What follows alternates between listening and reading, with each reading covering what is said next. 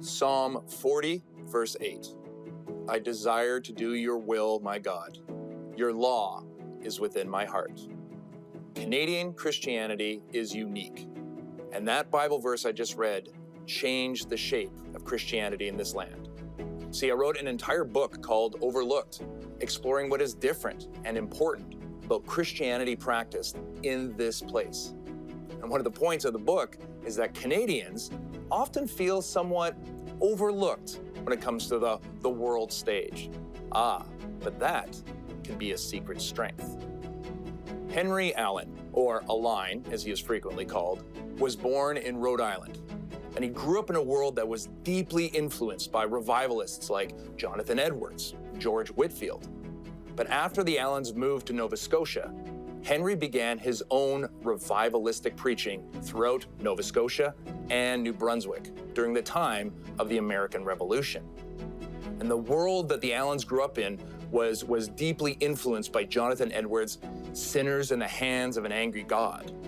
But unlike Edwards' angry God, Henry's revivals stressed freedom and love and human free will, inspired by the psalm we just read.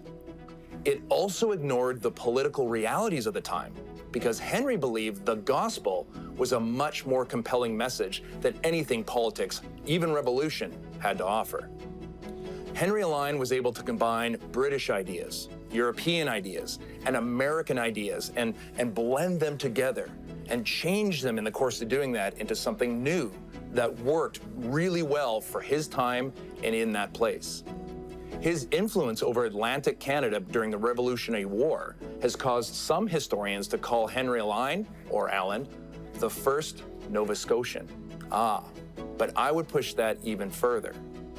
In his ability to reinvent both American and British ideas and make them something different, something new, Henry Allen was more than the first Nova Scotian. He might have been the first ever Canadian. And he is just one example of the creative and unique ways in which Christianity has been practiced in this place.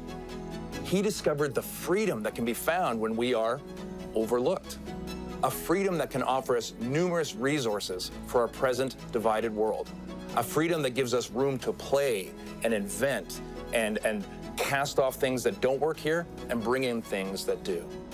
I'm Dr. James Robertson, and I look forward to spending 3 minutes traveling through time with you to explore the unique, challenging, and powerful stories of the faith that grew up right here.